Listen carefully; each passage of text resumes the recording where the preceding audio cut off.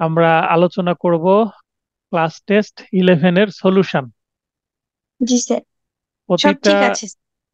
প্রতিটা class টেস্টেরই solution আলোচনা করব আমি। ঈদের আগে একটি ক্লাস রাখার কথা ছিল, সেটা আজকে রাখছি। সিপিসিটা আমরা একটু পরে শুরু করব। আগে যে ক্লাস টেস্ট গুলো হয়েছে, অনেকের রেজাল্ট আশা অনুরূপ হয়নি, মানে ভালো হয়নি এক কথায়। রেজাল্ট ভালো আমারও হয়নি একটু কারণ কি? ভালো হয়নি, কিন্তু স্যার হ্যাঁ, আমার প্রস্তুতি একেবারেই ভালো ছিল না, সেই জায়গা থেকে আমি সন্তুষ্ট। পরীক্ষার রেজাল্ট ভালো হয়নি, কিন্তু প্রস্তুতি খারাপ থাকা পরেও আমি পরীক্ষাগুলোর মার্কস র্যাঙ্কিং এ আছে, এতেই সন্তুষ্ট।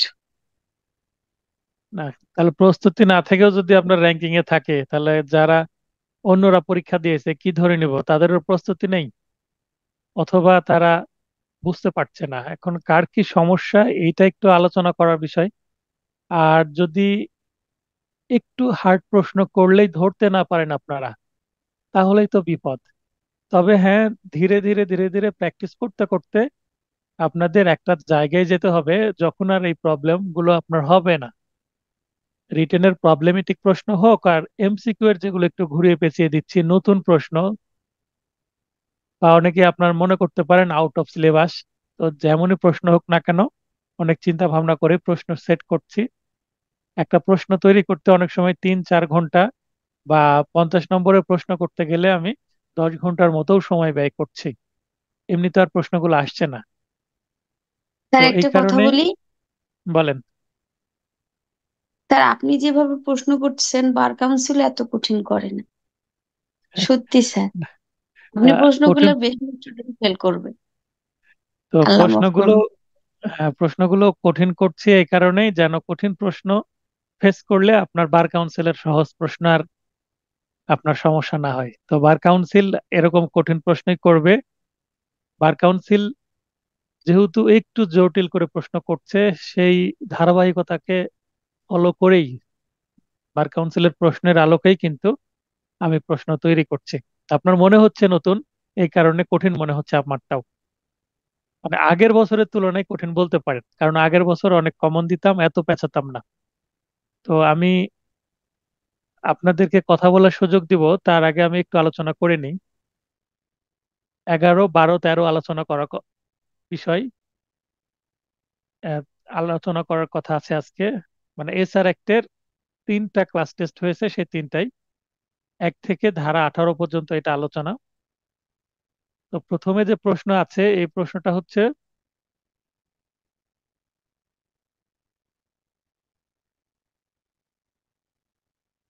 এসআর অ্যাক্ট ড্যাশ সম্পত্তির বিষয়ে প্রতিকার প্রদান করে। কোন ধরনের সম্পত্তির বিষয়ে প্রতিকার প্রদান করে? দেখেন, স্থাবর, ইমুভেবল, অস্থাবর, মুভেবল, এই দুইটা বিষয়ে তো আমরা দেখতেই পাই। 8 এবং 9 ধারাতে স্থাবর আছে, 10-11 ধারাতে অস্থাবর আছে। আর বুদ্ধিভিত্তিক, বুদ্ধিভিত্তিক বলতে ইন্টেলেকচুয়াল প্রপার্টি যেগুলো আছে, বুদ্ধিভিত্তিক সম্পত্তি বিষয়ে বার কাউন্সিল কিন্তু, সরি, এছাড়া কিন্তু প্রতিকার প্রদান করে। কেউ কি একটু উদাহরণ দিতে পারবেন যে কত ধারায় বুদ্ধিভিত্তিক প্রতিকার পাচ্ছি বুদ্ধিভিত্তিক সম্পত্তি বিষয়ে? কেউ বলতে পারবেন? এটার উত্তর কিন্তু হবে সবগুলো। এর উত্তর হবে গ, সবগুলো।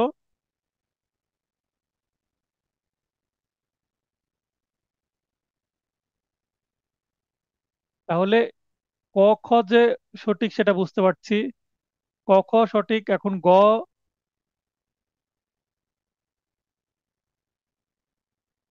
একজনও লাইনে নেই দেখছি। আচ্ছা, রাজ্জাক ভাই লাইনে আসবেন। স্যার আসসালামু আলাইকুম। ওয়ালাইকুম আসসালাম। দেখেন, এই 1 নম্বর প্রশ্নের উত্তর আপনার হয়েছে? না স্যার, কোনটা দিয়েছিলেন আপনি? আমি মনে হয় এইটা স্থাবর দিয়েছি স্যার। স্থাবর দিয়েছি। তো আপনি 8 এবং 9 ধারায় স্থাবর আছে, 10-11 ধারায় অস্থাবর শব্দটা স্পষ্ট ভাবে বলা আছে, আছে না? জি স্যার। তাহলে যদি দুইটা সঠিক হয়, তাহলে আমি হয় এটা এখানে আপনার ওই ওই হিসেবে হিসেব করছি যে অস্থাবর ক্ষতিপূরণ প্রতিকার দেওয়া তার মানে স্থাবর হইতে পারে নাকি এটাই। হ্যাঁ, তো দেখেন, ক এবং খ দুইটা সঠিক মনে হচ্ছে। যদি দুইটা সঠিক হয় শুধু আপনার তাহলে এই সবগুলো। বুদ্ধিভিত্তিক দিয়েই সমস্যাটা মেইন হয়েছে। না, এখানে তারপর একটা টেকনিক আছে। আচ্ছা, শিবলি ভাই কি যেন বলতে চাচ্ছেন? শিবলি ভাই, লাইন আসেন। যে এটা বুদ্ধিভিত্তিক সম্পত্তি এক ধরনের, যেহেতু মানুষের একটা অধিকারগত বিষয়, একটা অ্যাসেট যেহেতু ইন্টেলেকচুয়াল প্রপার্টি, কাজে এটাকে সম্পত্তির বিষয়ে আওতাভুক্ত করা যাবে। এটা হয়তো অস্থাবর সম্পত্তি হবে। তো আমি এটা উত্তরটা সঠিক দিয়েছি, সবগুলোই দিয়েছি, ঘ দিয়েছি আমি। এটাই। না, আমি বলছি বুদ্ধিভিত্তিক একটা সম্পত্তির উদাহরণ দেন, এটা আমি জানতে চেয়েছিলাম। এটা হচ্ছে আপনার আমি হতে পারে পেটেন্ট বা কপিরাইট বিষয়ক, যেগুলো আমার একটা কবিতা হতে পারে, আমার একটা লেখা বই, হ্যাঁ, বই হয়তো কবিতা। বুদ্ধিভিত্তিক সম্পত্তি। হ্যাঁ, জি জি। তাহলে এটা সাহিত্যকর্ম, এক কথায় যে কোনো সাহিত্যকর্ম। আমি জি। আপনাদের টিউশনি করাচ্ছি, হ্যাঁ, অনলাইন টিউশনি করাচ্ছি, আমি টিচার হিসেবে আপনাদের সেবা বা সার্ভিস দিচ্ছি, এটা একটা বুদ্ধিভিত্তিক ইন্টেলেকচুয়াল প্রপার্টি। এটা আমার, আমি যে ভিডিওগুলো রেডি করছি এবং আপলোড করছি ইউটিউবে, সেটা আমার কিন্তু ইন্টেলেকচুয়াল প্রপার্টি। কে যে কেউ চাইলে কিন্তু সেটা কপি করতে পারবে না। ঠিক আছে? তো এগুলোর জি। বিষয়ে সুনির্দিষ্ট প্রতিকার আইন কত ধারা মতে রিমেডি দিচ্ছে, প্রতিকার দিচ্ছে? কোন ধারায় আছে বুদ্ধিভিত্তিক সম্পত্তির বিষয়ে কথা?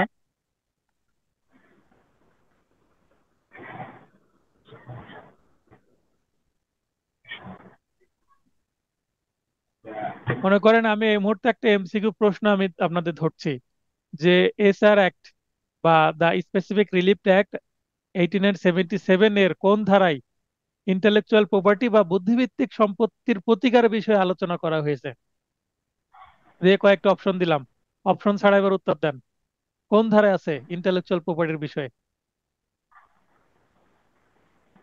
আপনারা 13 জন কি 12 জন লাইনে আছেন, এই ক্লাসে আছেন।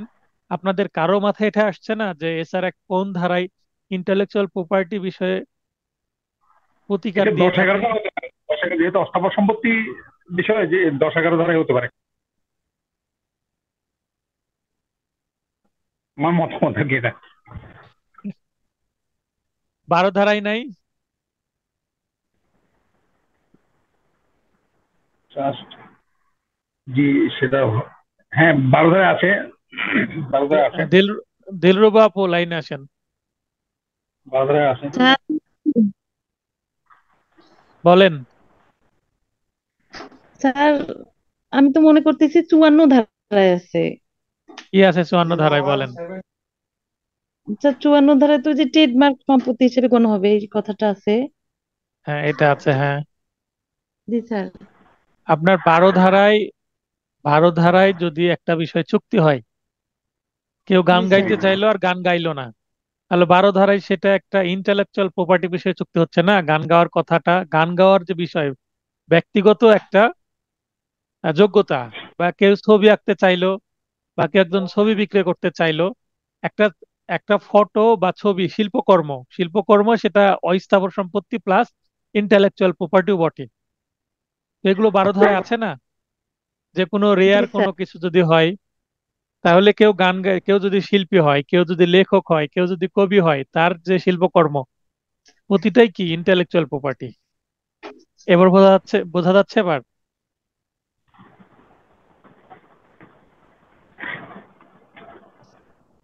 এবার বোঝা যাচ্ছে?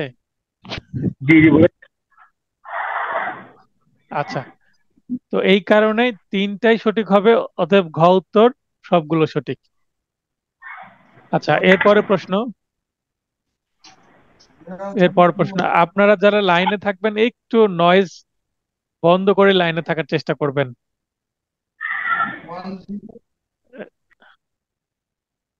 শিবলি ভাইকে মিউট করে দিলাম, আপনার ওখানে শব্দ হচ্ছে।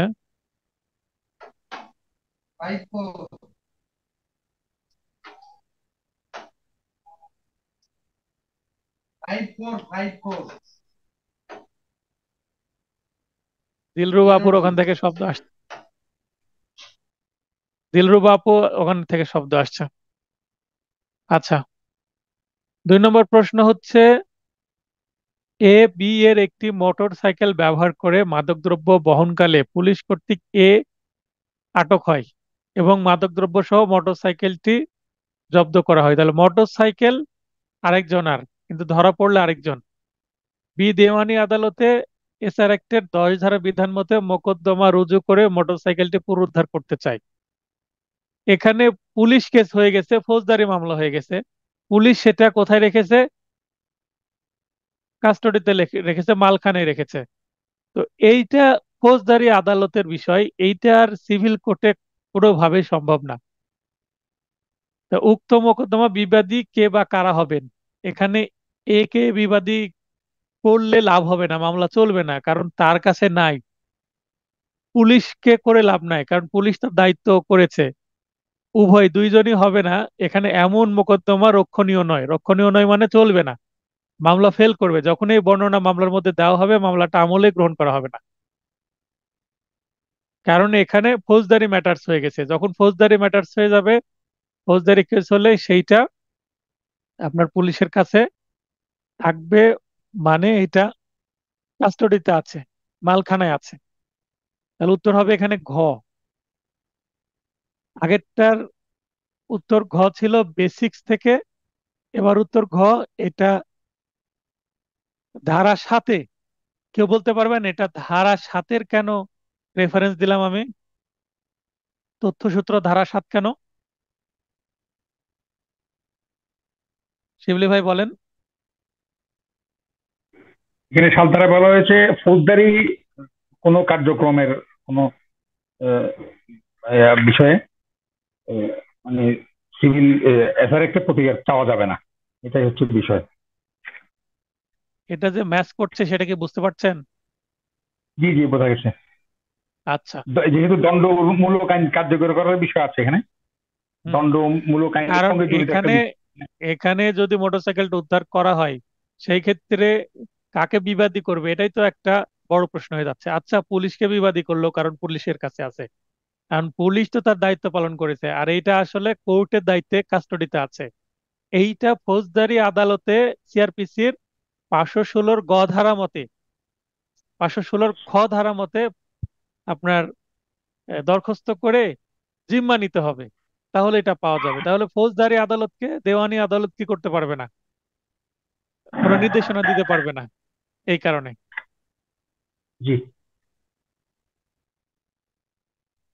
পরের প্রশ্ন দেখেন, এসআর অ্যাক্ট এর কোন ধারায় চুক্তির আংশিক বলবৎ করা যায়? এটা 15 ধারায় যদি আমরা দেখি, তাহলে আংশিক বলবৎ বা পার্ট পারফরমেন্সের কথা বলা হয়েছে, অন্য কোথাও বলা হয়নি। অতএব ধারা আপনার মুখস্থ করতে হবে, এটার বোঝার কিছু নাই। হ্যাঁ, বোঝার আছে যে চুক্তির আংশিক বলবৎ করা যায়। চুক্তি বলবৎ, এই যে টপিকটা আপনার সাথে কত ধারার ম্যাচ করছে, এটা আপনাকে মনে করতে হবে, এটা মুখস্থ করতে হবে কত ধারায় আছে।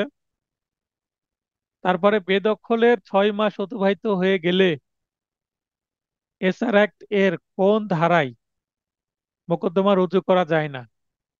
এটা সহজে একটা বিষয়, কারণ এটা 9 ধারা, তামাদের মেয়াদ 6 মাস, তাই এখানে উত্তর হবে 9 ধারা। দেখেন উত্তর খ, 9 ধারা। এখানে একটা বেসিক্স থেকে প্রশ্ন করেছি। In cases of specific performance of A contract, the right of the parties are governed by the principle of law and equity। উত্তর হবে law and equity. SR act দুইটা বিষয়ের উপরে নির্ভরশীল, একটা ইকুইটি থেকে কিন্তু এটা উদ্ভব হয়েছে, কিন্তু এটা আইনও আছে। তাহলে আইন আর ইকুইটির combination, law and equity, law or equity দিলে ভুল হয়ে যাবে। এটা এই মুহূর্তে এখন পর্যন্ত কেউ বুঝতে পারেননি, সে হাত উত্তোলন করবেন, আর একটু ব্যাখ্যা দিয়ে দেব। 5 নম্বর প্রশ্ন, এসআর অ্যাক্টের বিষয় যে কন্ট্রাক্ট, একটা কন্ট্রাক্ট ল এবং ইকুইটির মাধ্যমে বলবৎ করা যায়। এইটা ল অথবা ইকুইটি, বা শুধু ল বা শুধু ইকুইটি হবে না। মানে এই উত্তর নিয়ে কারো যদি সংশয় থাকে হাত উত্তোলন করেন, আমি আরো বুঝিয়ে দিচ্ছি। আচ্ছা, আশা করি কারো সংশয় নেই। হয়তোবা বুঝতে পেরেছেন। আরেকটু তবুও বলে দিই, মনে করেন একটা যখন কন্ট্রাক্ট করা হয়, এইটা আদালত বলবৎ করবে কিনা 12 ধারা অনুসারে, বা 21 ধারা অনুসারে এটা রিজেক্ট করবে কিনা, বা ক্ষতিপূরণ দিবে কিনা, বা 12 থেকে 30 ধারা পর্যন্ত যতগুলো সেকশন আছে এগুলোর মধ্যে পড়বে বিষয়টা। এখানে দেখেন আইনও আছে, সেকশন আছে। সেকশন মানে ল আছে, আর ইকুইটি মানে এখানে আদালতের যেহেতু বিবেচনাধীন ক্ষমতা, অতএব ইকুইটি। ইকুইটি কোথা থেকে আসবে? বিবেক থেকে আসবে। ন্যায় বিচারের স্বার্থে আদালত ইকুইটি ব্যবহার করে।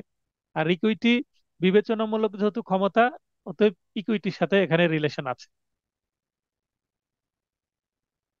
এসআর অ্যাক্টের 8 ধারায় মোকদ্দমা রুজুর অন্যতম শর্ত নয় কোনটি? মোকদ্দমা রুজুর অন্যতম শর্ত নয়, দেখেন, সম্পত্তিটি অবশ্যই স্থাবর হতে হবে। 8 ধারা স্থাবর সম্পত্তি পুনরুদ্ধারের টাইটেল অর্থাৎ সত্য প্রমাণ করতে হবে, এবং দখলে ছিলাম 12 বছরের মধ্যে, এখন পর্যন্ত তামাদি হয়নি, 12 বছরের মধ্যে আছে, এবং আমাকে জোর করে বেদখল করা হয়েছে। এরকম যদি সিচুয়েশন হয়, তাহলে 8 ধারায় মামলা করতে হবে। তো এইটা অন্যতম শর্ত নয় কোনটি, এখানে নয় শব্দটা আছে, এই নয় শব্দটা দিয়ে আপনাদের মাথাটা একটু পেঁচানো হয়েছে। সম্পত্তিটি অবশ্যই স্থাবর হতে হবে, তার মানে এটা একটা শর্ত, এটা উত্তর হচ্ছে না। সম্পত্তিটির দখল বিবাদীর নিয়ন্ত্রণে থাকতে হবে, হ্যাঁ, এই মুহূর্তে বিবাদীর কাছে আছে বলেই তো 8 ধারায় মামলা করার দরকার হচ্ছে, এটাও শর্ত, অতএব এটা উত্তর না। সম্পত্তিটি বাদীর সত্ত্বাধীনে থাকতে হবে, হ্যাঁ, সত্ত্বাধীনে বলতে বাদীর টাইটেল থাকতে হবে। এখানে সত্ত্বাধীনে বলতে মানে এটা মালিকানা কার? বাদীর। মালিকানা বাদীর, এটাও তাহলে কি অন্যতম শর্ত? তাহলে ক, খ, ঘ, এই চারটাই হচ্ছে শর্ত 8 ধারায় মামলা করার। এখানে নয় বলেছে, তার মানে ডেফিনেটলি গ উত্তর হবে। সম্পত্তিটি বাদীর সত্ত্বাধীনে, বিবাদীর সত্ত্বাধীনে থাকতে হবে। সত্ত্বাধীনে বলতে মালিক, বিবাদী যদি মালিক হয় তাহলে 8 ধারায় মামলা করে কি আর লাভ হবে? কেউ যদি আপনার কাছে আসে, আপনি অ্যাডভোকেট হয়ে গেলেন, যেমন আমার কাছে যদি কেউ আসে, 8 ধারায় মামলা করবে কিন্তু আর মালিকানাই নাই, তাহলে তো 8 ধারায় মামলা করে লাভ হবে না, অতএব শর্ত পূরণ হবে না। তাই 8 ধারা মতে এইটার সত্ত্ব থাকতে হবে বাদীর, দখলে থাকতে হবে বিবাদীকে, বা নিয়ন্ত্রণে থাকতে হবে। আশা করি এটা বুঝতে পেরেছেন। এটা নিয়ে কারো প্রশ্ন থাকলে হাত উত্তোলন করবেন। আমি এটা নিয়ে প্রশ্ন থাকলে হাত উত্তোলন করবেন, এই শব্দগুলো আর ইউজ করব না। আমি পড়িয়ে যাচ্ছি, কারো যদি মানে মোর ইনফরমেশন বা আরো ব্যাখ্যা দরকার, মোর এক্সপ্লেনেশন দরকার, হাত উত্তোলন করে প্রশ্ন করবেন, বা চ্যাট অপশনে গিয়ে প্রশ্ন করবেন।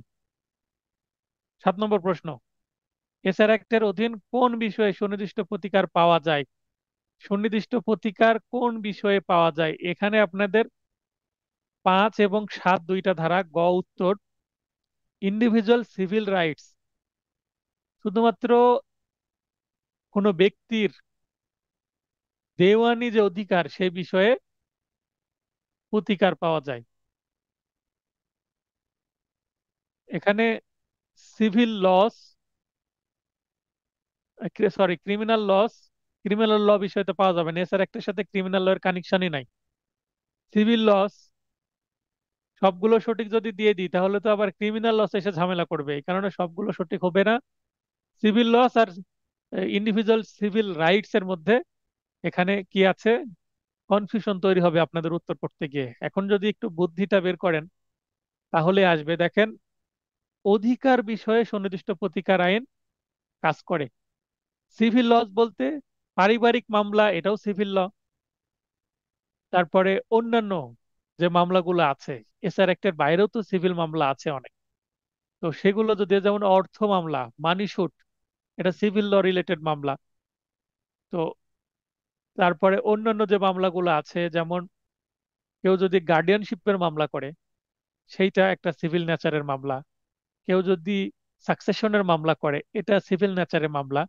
তাহলে এসআর অ্যাক্ট কি সেগুলো নিয়ে কথা বলতে পারে? পারে না। এসআর অ্যাক্ট শুধুমাত্র কোনো ব্যক্তির সিভিল রাইটস অর্থাৎ ইন্ডিভিজুয়াল সিভিল রাইট নিয়ে কথা বলে, কোনো একক ব্যক্তির বা যৌথ কোনো ব্যক্তির, তার মানে এখানে ব্যক্তিদের বিষয় আছে, মানে ওভারঅল সব সিভিল ল নিয়ে কথা বলতে পারে না এসআর অ্যাক্ট। আশা করি বুঝতে পেরেছেন। এসআর অ্যাক্টের 12 ধারার বিধান মতে কোনটি সঠিক? টর্ট রিলেটেড যে বিষয়গুলো সেইগুলো কিন্তু সিভিল ল। ধন্যবাদ শিবলি ভাই। তো টর্ট বিষয়ে কিন্তু এসআর অ্যাক্ট কাজ করতে পারবে না। এসআর অ্যাক্টে সুনির্দিষ্ট করে বলে দেওয়া আছে, 5 ধারায় বলে দেওয়া আছে 5টি রেমিডি দিবে। 5 ধারায় 5টি রেমিডি দিবে। তাহলে এখানে আমি 5 আর 7 কেন উত্তর করলাম, কেউ বলতে পারবেন? এখানে এই প্রশ্নের উত্তর করতে হলে আমার 5 ধারা লাগবে এবং 7 ধারা কেন লাগবে, কেউ কি ব্যাখ্যা দিতে পারবেন এটা? হাত উত্তোলন করেন।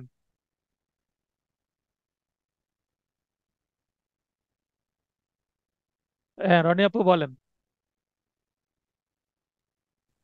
স্যার, এখানে তো 5 ধারায় আমরা প্রথমত দেখতে পারি যে হচ্ছে সুনির্দিষ্ট প্রতিকার আমাদের কি কি বিষয়ে রেমেডি দিচ্ছে, আর 7 ধারায় সুস্পষ্ট ভাবে বলছে ক্রিমিনাল বিষয় বা ফৌজদারি বিষয়ে আমাদের কোনো রেমেডি দেবে না। তো ক্রিমিনাল ল আগেই চলে গেল। আর এটা 7 ধারার ব্যাখ্যা, আর 5 ধারায় আমরা কি কিভাবে পাচ্ছি সেটার ব্যাখ্যা। এই জন্য 2টা ধারা তার এখানে তার মানে আসতেছে। তার মানে সাত সাত ধারা দিয়ে আমি ক অপশনটাকে ডিলিট করতে পারছি, তাই তো? জি স্যার। জি। ক্রিমিনাল লস এটা বাদ দেওয়ার জন্য 7 ধারা আমাদের হেল্প করছে। আর অন্যান্য গুলোর মধ্যে 5 ধারা কি কি দিচ্ছে, স্পেসিফিক রিলিফ সেটা অ্যাক্ট, চিন্তা করলে আমরা সেইটাই একদম স্পেসিফিক ভাবে আমরা গতে উত্তরটা দিতে পারবো। গড় দিতে পারছি। সিভিল ল সবগুলো ম্যাটার নিয়ে কথা বলতে পারে না এসআর অ্যাক্ট, মানে শুট এসআর অ্যাক্টে করা হ্যাঁ। যায় না, হ্যাঁ, আর নির্দিষ্ট অন্য কিছু করে যে করা দিল যায় না। সেটা হচ্ছে 5 ধারার বিষয়। হ্যাঁ, তো এখানে সিভিল ল বলতে কিন্তু ব্যাপক একটা বিষয়। তো ওই ব্যাপক বিষয়কে গ এসে মানে সংক্ষিপ্ত করে দিচ্ছে, এবং যেটা আমরা 5 ধারা মতে অনুভব করতে পারি। যদিও ডিরেক্ট এখানে বোঝা যাচ্ছে না ইংলিশ টার্ম দেওয়ার কারণে, কিন্তু বলা যায় না ইংলিশ টার্ম ইউজ করতে পারে।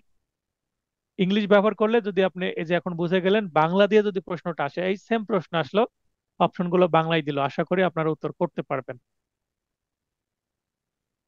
তো যে 12 ধারার বিধান মতে কোনটি সঠিক?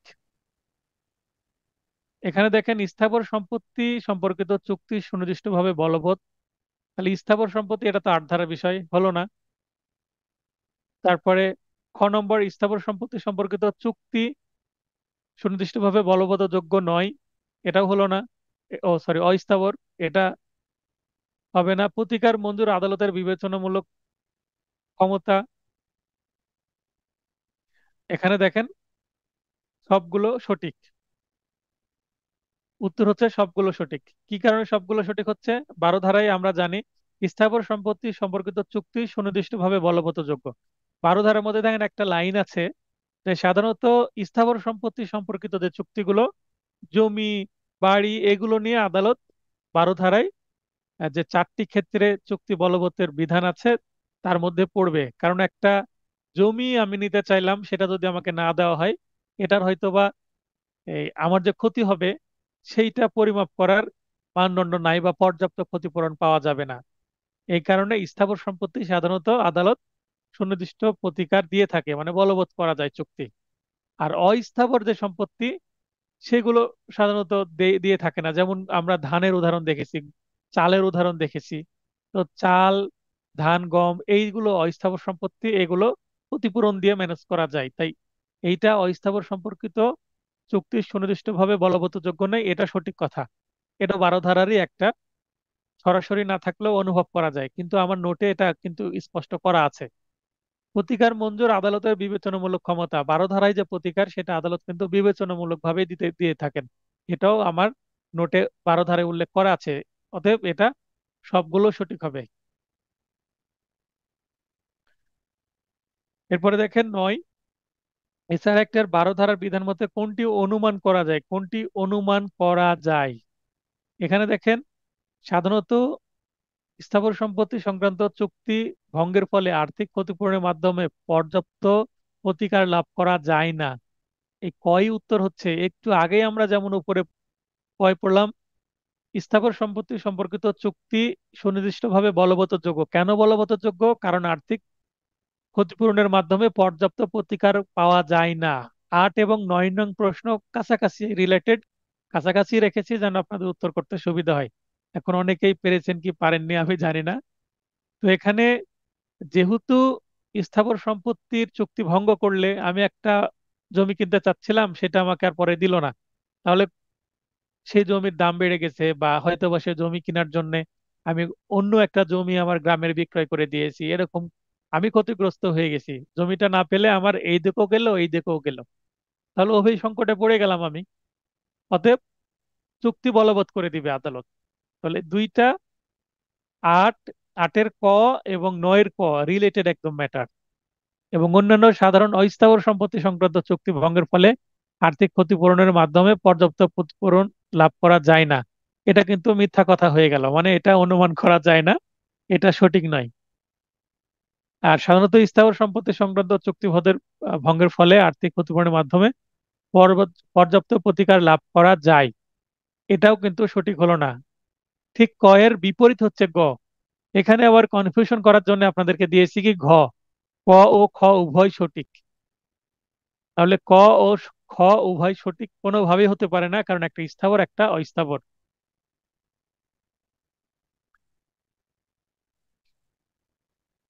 হ্যাঁ, অনেক অস্থাবর সম্পত্তির সুনির্দিষ্ট প্রতিকার হতে পারে।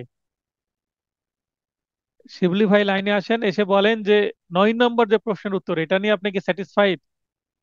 আপনি যে লাইনটা দিয়েছেন এটা দিয়ে মনে হচ্ছে আপনি 9 নম্বর প্রশ্নের উত্তর নিয়ে স্যাটিসফাইড না। না, আমি 9 নম্বরটা উত্তর পেরেছি। 8 নম্বরটা নিয়ে একটু আমার ইয়ে ছিল, ওটা আমি পরে বছর ক্লিয়ার হয়েছি। সেটা হচ্ছে ওই অস্থাবর সংক্রান্ত, এখানে যে বলা হয়েছে সাধারণত অস্থাবর সম্পত্তি সম্পর্কিত চুক্তি সুনির্দিষ্টভাবে বলযোগ্য নয়, কিন্তু আমরা জানি যে যেমন ধরেন আমাদের পিকাসোর একটা চিত্রকর্ম, অথবা মোনালিসা, আমাদের যে ভিঞ্চি লিওনার্দো দা ভিঞ্চির একটা চিত্রকর্ম, এটা কিন্তু সুনির্দিষ্ট বলযোগ্য, এটা যদিও অস্থাবর সম্পত্তি। হ্যাঁ, রেয়ার পিস, এটা রেয়ার পিস বা হিস্টোরিক্যাল ভ্যালু আছে, এই ধরনের যদি কোনো কিছু হয় তাহলে বলবৎ যোগ্য। এটা তো ব্যতিক্রমের মধ্যে চলে গেল। আর এখানে প্রথমে দেওয়া আছে সাধারণত, জেনারেলি, জেনারেল আর এক্সেপশনের মধ্যে তো পার্থক্য থাকবে। বুঝতে পেরেছেন? এখানে এখানে হচ্ছে প্রশ্নের জি। ট্রিক, প্রশ্নের ট্রিক বা ফাঁদ এইভাবে তৈরি করা হয়েছে। আচ্ছা। তারপরে এসআর অ্যাক্টের 9 ধারার বিধান মতে নিচের কোনটি অপ্রাসঙ্গিক? তাহলে 9 ধারা এখানে দিয়ে আছে টাইটেল, টাইটেলের বাংলা কি? টাইটেলের বাংলা কি শিবলি ভাই? সত্য, অর্থাৎ মালিকানা। সত্য, মালিকানা বা ওনারশিপ। তাহলে 9 ধারায় তো সত্য, মালিকানা, ওনারশিপ কোনো কিছুই লাগে না, তাই এখানে লিখেছি কি অপ্রাসঙ্গিক। মানে এখানে আবার সাক্ষ্য আইন টেনে নিয়ে আসছি। বুঝতে পেরেছেন? জি। এই প্রশ্নের উত্তর করতে পেরেছেন? জি, পেরেছি। এই এই ধরনের প্রশ্ন দেখেন কত টেকনিক্যালি এটা প্রশ্নটা সেট করা হয়েছে। 9 ধারায় সত্য প্রমাণের প্রয়োজন হয় না বা বিবেচ্য বিষয় না, নোটে আছে 9 ধারায় সত্য বিবেচ্য বিষয় না। এই কথাটাই কিন্তু কোনটি অপ্রাসঙ্গিক, এই সাক্ষ্য আইনের ভাষা ইউজ করা হয়েছে এখানে, ভাবতে হয়েছে, না হলে তো এরকম কিছু আসবে না, তাই না? জি। পজেশন মানে দখল, ডিসপজিশন মানে বেদখল। দখল বেদখল এগুলো কিন্তু প্রাসঙ্গিক। 9 ধারাতে দখল বেদখলই প্রমাণ করতে হয়, কিন্তু টাইটেল প্রমাণ করার দরকার হয় না, তাই এটা অপ্রাসঙ্গিক। এখানে অপ্রাসঙ্গিক আছে, প্রাসঙ্গিক যদি দিয়ে দেওয়া হতো তাহলে আবার উত্তর পজিশন ডিসপজিশন এগুলো হয়ে যেত। তাহলে বুঝতে হবে কোথায় নয়। তাহলে নয় না দিয়ে প্রাসঙ্গিক নয় আর অপ্রাসঙ্গিক একই কথা, বিপরীত করে দেওয়া হয়েছে। এই যে প্রাসঙ্গিকের আগে একটা উপসর্গ যুক্ত করে প্রাসঙ্গিক নয় করে দেওয়া হয়েছে। তাহলে এখানে আমার নোটের 9 ধারা দেখলে এটা বোঝা যাবে। চুক্তি প্রবলের মোকদ্দমায় বাদীকে অবশ্যই প্রমাণ করতে হবে যে, চুক্তি প্রবলের মামলা তার মানে 12 ধারার বিষয়। এখানে দেখেন, তিনি সর্বদা বিনিময় মূল্য পরিশোধে প্রস্তুত ও ইচ্ছুক। প্রস্তুত আছে এবং ইচ্ছা আছে বিনিময় মূল্য পরিশোধে। তিনি সর্বদা চুক্তি মূল্য চুক্তিকৃত সম্পত্তি হস্তান্তরের প্রস্তুত ও ইচ্ছুক। তিনি সর্বদা চুক্তির নিজের অংশের শর্ত পূরণের প্রস্তুত ও ইচ্ছুক। এখানে গ কেন উত্তর হলো 12 ধারা অনুসারে? ক এবং খ মনে হচ্ছিল উত্তর হবে। এইটা কি পেরেছেন শিবলি ভাই? এটা ভুল হয়েছে আমার। আচ্ছা, এই যখন আমি গ উত্তর করে দিলাম বা এখন আলোচনা করলাম, এই মুহূর্তে কি আর কনফিউশন থাকছে? না, এবার বুঝতে পেরেছি। নিজের অংশের শর্ত যেটা আছে, আমার যতটুকু করণীয়, একটা চুক্তি দুই পক্ষীয় হয়, আমার পক্ষের যে অংশটা করণীয় সেটা আমি পূরণের প্রস্তুত এবং ইচ্ছুক, এটা যদি প্রমাণ করতে পারি সেক্ষেত্রে আমি অধিকার পাবো, এটাই বলা হয়েছে। হ্যাঁ, শুধু ইচ্ছা থাকলে হবে না, প্রস্তুত থাকতে হবে। মানে আমার ক্যাশও থাকতে হবে। যদি জি। অগ্রকরের মামলা হয় আমাকে ক্যাশ রেডি রাখতে হবে। যদি আপনার বাইনানামা অনুসারে সম্পত্তি নিতে চাই, 21-এর এতে যেটা আছে, আমার কি থাকতে হবে? টাকাও থাকতে হবে, আমাকে বিনিময় মূল্য কোর্টে জমা দিতে হবে। এখন বলেন এটার উত্তর ক কেন নয়? তিনি সর্বদা বিনিময় মূল্য পরিশোধে প্রস্তুত ও ইচ্ছুক। ক কেন উত্তর হবে না বলেন? এর একটা তো চুক্তি হয়ে গেছে, এখানে চুক্তি হয়ে যাওয়ার পরে বিনিময় মূল্য পরিশোধের প্রস্তুত ইচ্ছুক, এটা তো সে প্রস্তুত ইচ্ছুক ছিল বলেই তো সে চুক্তি করেছে। কিন্তু এটা তো প্রমাণের বিষয় না, কারণ তো সে তো আহ, এটা প্রমাণের বিষয় না। দ্বিতীয়টা হয়তো ওই ধরনের প্রমাণের বিষয়। তৃতীয়ত হচ্ছে নিজের অংশ, উনি তো ওনার অংশের যে দায়িত্ব সেটা পালনে প্রস্তুত আছেন এবং ইচ্ছুক আছেন, এটাই করে। এটা নিয়ে অন্য কারো কোনো বক্তব্য আছে? কেউ নিজে থেকে আসতে চাচ্ছে না লাইনে। তাহলে এটাই তো সমস্যা, আপনাদের যে আমি হেল্প করব, আপনারা হেল্প নিতে চাচ্ছেন না। রনি আপু লাইনে আসেন। জি স্যার, এটা আমার উত্তর হয়ে ঠিক ছিল, ঠিক ছিল, এটা এটা আপনি বুঝতে পেরেছিলেন। পারছিলাম। জি আচ্ছা স্যার, আমি এখানে দুইটা শুধু আপনি, ভুল করছি, 5 আর 9। আচ্ছা 9 এখানে আমি ক, খুব কনফিউজ হয়ে গেছিলাম। এই নয়। আচ্ছা, আচ্ছা এখানে ক, খ এবং গ সবগুলোই সঠিক হওয়ার মতন, ঠিক আছে। কিন্তু কেন ক না হয়ে গ উত্তর হচ্ছে, বা খ না হয়ে গ উত্তর হচ্ছে, অথবা ঘ উত্তরও হতে পারে। অনেকে ঘ দেখে ক ও খ সঠিক, এটা দেখে অনেকে ঘ উত্তর করে দিবে, ম্যাক্সিমাম অনেকে মেবি ঘই দিয়েছেন। এখন কেন গ উত্তর হচ্ছে একটু ব্যাখ্যা করতে পারবেন নিজের মতো করে?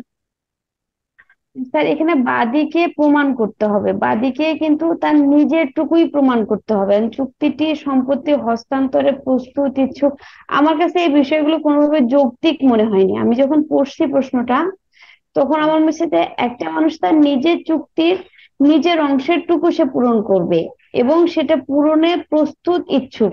কারণ আমরা যখন কোনো মোকদ্দমা করতে যাই বাদী হিসাবে, তখন আপিলের ক্ষেত্রেও দেখি কিন্তু স্যার যে নিজের ওই যে যে অর্থটা সেটা কিন্তু তাকে পরিশোধ করতে হয়।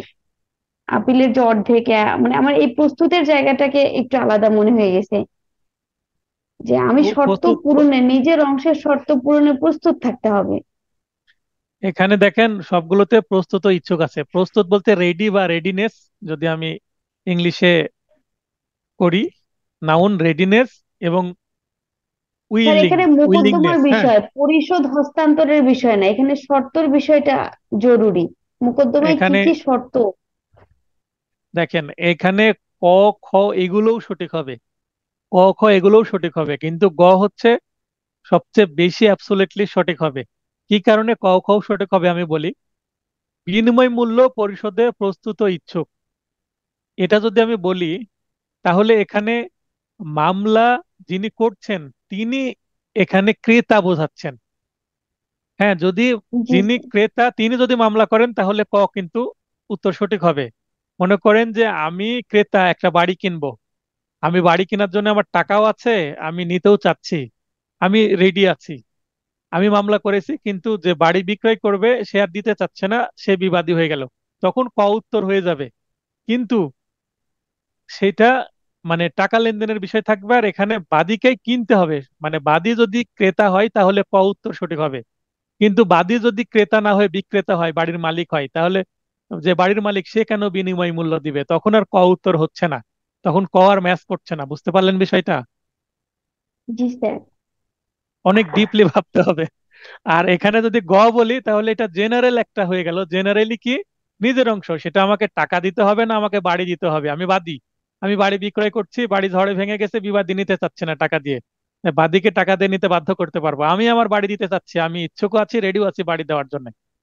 এখানেও ম্যাচ জি করছে। তার মানে আমি বাড়ির মালিক না আমি কিনছি বাড়ি, ক্রেতা না বিক্রেতা সেটা মানে বিবেচনা বিষয় না। তখন এখানে নিজের অংশ, নিজের অংশ বললেই সব ক্ষেত্রে প্রযোজ্য হয়ে যাচ্ছে, এই কারণে এটা পারফেক্ট হয়ে যাচ্ছে সব ক্ষেত্রে। বাদিকে ক্রেতা বা বিক্রেতা স্পেশালি কোনোটা হওয়ার দরকার হচ্ছে না। এই কারণে গ উত্তর হবে, তাছাড়া ক খ উত্তর হতো, কিন্তু ক খ কিছু কিছু ক্ষেত্রে সঠিক, কিছু কিছু ক্ষেত্রে সঠিক হবে না। এবার ক্লিয়ার হলো বিষয়টা? জি স্যার। এটা অনেক কিন্তু ডিপলি প্র্যাকটিক্যাল একটা বিষয়, মামলা করতে গেলে এগুলো মাথায় আসে। ঠিক আছে, মামলা করতে গেলে এগুলো মাথায় আসে, এই কারণে এগুলো মাথা থেকে বের হয়েছে। আচ্ছা, এইটা 12 ধারার গ, মানে 12 ধারা মতে এটা আসছে। স্যার সলিউশনটা সবাই কি করে, জাস্ট আমার কটা ভুল হলো, আমি কটা ঠিক করলাম, বাট কেন ভুলগুলো হলো, এটা কিভাবে হলো, এতটা ডিপে সম্ভবত যাচ্ছে না, যে কারণে দ্বিতীয়বার তৃতীয়বার পরীক্ষায় একই ভুলগুলো হচ্ছে। আপনি যে ল অ্যান্ড ইকুইটি এই প্রশ্নটা আবারও রিপিট করছিলেন বাংলায়, ওইটাতে অনেকেই ভুল করে আবারও কিন্তু ভুল করছে আমার মনে হয়, কারণ তারা ওই ভুলটা ওইভাবে গভীরভাবে চিন্তাই করেনি যে আমার ভুলগুলো কোথায় কিভাবে হচ্ছে। আর এখন যখন আপনি এভাবে প্রত্যেকটা পড়তেছেন, তখন কিন্তু মনোযোগ দিয়ে শুনলে ডেফিনেটলি এটা আমাদের খুব উপকারে আসতেছে। এখন আপনাদের কাছে আমার অনুরোধ, যখন পরীক্ষা নিব, পরীক্ষার পরে যেইটা সহজ, সহজে বোঝা যাচ্ছে, কোনো প্যাচ নেই, প্যাচানো নেই, সেগুলো নিয়ে কোনো প্রশ্ন না থাকতে পারে। কিন্তু আগের ব্যাচ, আমার 23 সালের ব্যাচটা অনেকটা অ্যাক্টিভ ছিল। তো তারা কি করতো, এই এই প্রশ্নের প্রবলেম আছে, আমাকে মেসেজ করে পাঠাতো। আপনারা মেসেজ খুব কম করেন, আপনারা একটু ইনঅ্যাক্টিভ আমি টাইপের। স্যার নয় আবার নম্বর কোশ্চেনটা নিয়ে 9 নম্বর কোশ্চেনে মেসেজ করে রাখছিলাম সলিউশনের পরপরই, স্যার 9 নম্বরটা আগামী ক্লাসে সুযোগ হলে বুঝাই দিয়েন, কারণ 9 নম্বরটা আমি কিছুতেই বুঝতেছিলাম না। আচ্ছা, আমার ওইটা ভুল দু- করছি, দু- আর পাঁচ কিন্তু নম্বরটা ভুল করছিলাম। কিন্তু শুধু আপনার একার কথা তো না, আপনি অ্যাক্টিভ সেটা না, বুঝলাম, কিন্তু আরো অনেকে কিন্তু খুব একটা মেসেজ করে না। তার তো আমার অনুরোধ যে আপনারা মেসেজ করবেন যে কোন কোন ক্লাস টেস্ট, কোন ক্লাস টেস্টের কোন কোন প্রশ্ন নিয়ে আলোচনা করা উচিত। যেমন আমি আজকে 3টা ক্লাস টেস্ট আলোচনা করার চিন্তা ভাবনা করছিলাম, এই 11টা প্রশ্ন পড়তেই আমার 40 মিনিট চলে গেল। হয়তো বা এই ক্লাস টেস্টটা শেষ করে ক্লাস শেষ করতে হবে কালকে। শেষ কোর্ট ঈদের আগে, কালকে যথেষ্ট চাপও আছে আমার, তাই এটা শেষ করব, তারপরে ঈদের পরে আমরা মাঝে মধ্যে হয়তোবা এইভাবে আলোচনা করব, ক্লাসের মাঝে আমরা হয়তোবা আলোচনা করব। তবে আমাকে একটু হেল্প করতে হবে, আপনাদের কোন ক্লাস টেস্টের কোন কোন প্রশ্নে প্রবলেম। আমি বলে দেবো যে নেক্সট লাইভ ক্লাসের মূল বিষয়ের সাথে এততম ক্লাস টেস্টের সমস্যাগুলো নিয়ে আলোচনা করা হবে। তখন আমি ক্লাস টেস্ট নাম্বার বলে দেবো, তখন আপনারা পড়বেন ক্লাস টেস্টটা, যেহেতু সবার কাছে কালেকশনে আছে পিডিএফ, প্রয়োজন আমি পিডিএফটা আবার শেয়ার করে দেবো সলিউশন সহ। তখন আপনারা নিজ নিজ প্রবলেম গুলো বলবেন। তাহলে 10-12 জন যদি ফিডব্যাক দেন, আমি বুঝতে পারবো যে এগুলো পড়তে হবে, এগুলো পড়ার দরকার নাই। তো ঠিক আছে, আমি আজকে সবগুলোই পড়বো, নয়েজ না হলে লাইনে থাকবেন। এ বি এর বিরুদ্ধে এসআর অ্যাক্টের 9 ধারায় মোকদ্দমা রুজু করে ডিক্রি লাভ করে। 9 ধারায় ডিক্রি পেয়েছে, 9 ধারায় ডিক্রি পেলে এর বিরুদ্ধে প্রতিকার কি, এক্ষেত্রে বি এর প্রতিকার কি? তা আমরা জানি যে 9 ধারায় আপিলও করা যায় না, রিভিউ করা যায় না, রিভিশন করা যায়। এইটা আমার নোটে খুব সুন্দরভাবে আছে, নো অ্যাপিল, তারপরে আরো অনেক ইংলিশ কথা আছে, তারপরে আবার আরেকটা শূন্যস্থান আছে রিভিউ। তাহলে অ্যাপিলও চলে না, রিভিউ চলে না, কি চলে? রিভিশন চলে। এটা সহজ প্রশ্ন। দেখেন এই প্রশ্নটা অন্যভাবে আপনারা দেখেছেন, কিন্তু আমি এইভাবে দিয়েছি। এটা এ বি এর বিরুদ্ধে যখনই আমি একটা প্র্যাকটিক্যাল নলেজ প্রবেশ করাই দিলাম, আপনাদের ধরতে হয়তো বা সমস্যা হয়েছে অনেকের। রনি আপু যেহেতু লাইনে আছেন, রনি আপু বলবেন, দেখেন যে আমি এটা মানে সিধা করে যদি প্রশ্নটা করতাম, 9 ধারায় আহ ডিগ্রির বিরুদ্ধে প্রতিকার কি, এভাবে প্রশ্নটা করা যেত, কিন্তু না করে আমি এভাবে তুলে রিভিশন। ধরলাম, তার মানে হ্যাঁ। তো আপনাকে কি করতে হচ্ছে, পুরোটা পড়তে হচ্ছে, এখানে পড়ার জন্য আপনার একটু সময় চলে গেল। আবার অনেকে যখন দেখবে এ বি এর বিরুদ্ধে এরকম যখন লিখবে, এটা দেখেই মনে করবে এটা তো প্র্যাকটিক্যাল প্রশ্ন, অ্যাভয়েড করে যাবে, করে যাবেন এরকম। জি স্যার, এরকম প্রশ্ন দেখলেই দ্রুত স্কিপ করার একটা টেন্ডেন্সি তৈরি হয়ে যায় আমাদের, যে এটা মনে হয় ঝামেলা, একটু পরে দেখছি, স্কিপ করে চলে যাই। কিন্তু ঠান্ডা আচ্ছা, মাথায় একবার পড়ে যাওয়ার পর স্কিপ করা উচিত। প্রশ্নটা কিন্তু খুব সহজ। নয় ধারার মানে কি প্রতিকার? নয় ধারা একমাত্র রিভিশনই প্রতিকার থাকে, এটা সবাই জানি আমরা। আবার এখানে যে ঘ নম্বর যে অপশনটা রাখা হয়েছে, ক ও খ সঠিক, এটা কিন্তু দারুণ একটা ফাঁদ। হ্যাঁ, এখানে আপিল তো যখনই এই ধরনের কোনোভাবেই সম্ভবই না।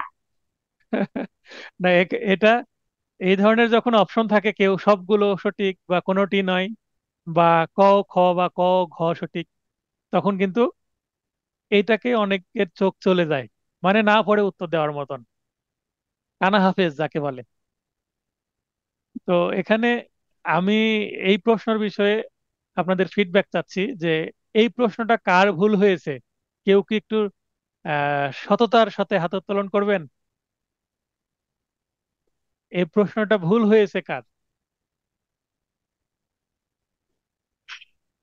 এটা মনে হয় কেউ করবে না, সবারই সঠিক হয়েছে, আর ভুল হলেও কেউ এই মুহূর্তে মনে করতে পারছে না, বা হয়তো বা লজ্জার কারণে আসছেন না। যাই হোক, এরপরে যখন কেউ সহজ প্রশ্নের উত্তর ভুল করবে, আমি নিজে তাকে আলাদাভাবে সময় দেবো যে কেন এটা ভুল করলেন সেটা বলেন। মানে সহজ জিনিস ভুল করলে সেটার আপনাকে জবাবদিহিতা করতে হবে এরপর থেকে। সবাইকে আমি ফোন দিয়ে দেবো। এসআর অ্যাক্টের কোন ধারায় সরকারের বিরুদ্ধে মামলা করা যায় না? এটা সহজ প্রশ্ন। 9 ধারায়। তাহলে এটা 9 ধারায় সরকারের বিরুদ্ধে মামলা চলে না। নিচের কোন ক্ষেত্রে একটি দেওয়ানি আদালত উহার বিবেচনামূলক ক্ষমতা প্রয়োগ করতে পারে না? তাহলে বিবেচনামূলক ক্ষমতা প্রয়োগ করতে পারে না অগ্রক্রয় সংক্রান্ত মোকদ্দমায়। দলিল সংশোধনে পারে, স্থায়ী নিষেধাজ্ঞা দেওয়ার ক্ষেত্রে পারে, ঘোষণামূলক মোকদ্দমার ক্ষেত্রে পারে, স্থাবর সম্পত্তির দখল উদ্ধারের ক্ষেত্রে পারে না। তার মানে যদি 8 এবং 9 ধারায় কিন্তু বিবেচনামূলক ক্ষমতা না, এটা বাধ্যতামূলক ক্ষমতা। 8 এবং 9 ধারা আদালতের বাধ্যতামূলক ক্ষমতা, অর্থাৎ আদালত বাধ্য সেখানে ডিক্রি দিতে যদি মামলা প্রমাণ করতে পারে। আর অন্যান্য যে রেমেডি আছে, তার মানে এছাড়া একটা 5টা রেমেডি আছে, 5টার মধ্যে হচ্ছে 1 নম্বরে হচ্ছে রিকভারি। রিকভারি ক্ষেত্রে বাধ্য আদালত দিতে ডিক্রি। আর অন্যান্য 4টি ক্ষেত্রে বিবেচনামূলক ক্ষমতা। দলিল রদের মোকদ্দমার কোর্ট ফি কত? দলিল রদের মোকদ্দমার কোর্ট ফি হচ্ছে অ্যাড ভ্যালোরাম। এই কোর্ট ফি সংক্রান্ত পিডিএফ আলাদাই দিয়ে দিব, আপাতত আপনাদের মুখস্থ করতে হবে।